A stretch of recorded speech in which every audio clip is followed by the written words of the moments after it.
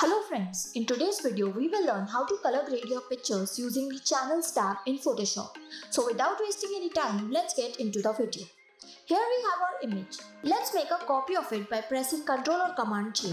Now go to the Channels tab. If you don't see it, go to Windows and make sure the channels is checked.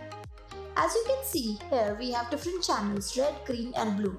Before making any changes, let me tell you that RGB is inverse to CMYK. Which is, if you make any changes in the values of RGB, its CMYK mode will be affected. Let's understand this with the help of this example. Here, if you change the adjustment of red, cyan, which is C, will be affected. If you change the green value, magenta will be affected, and so on. So let's edit our picture to get it further. Click on the green channel, press Ctrl or Command L. It will open up the levels box. As you move the sliders, you will notice that the RGB panel will be affected. Because green is opposite of magenta, so the color tone of the image would be magenta.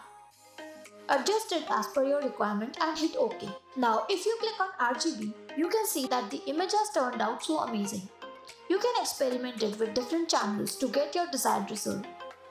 And if you find this video helpful, do like it. And don't forget to subscribe to our channel. Thanks for watching.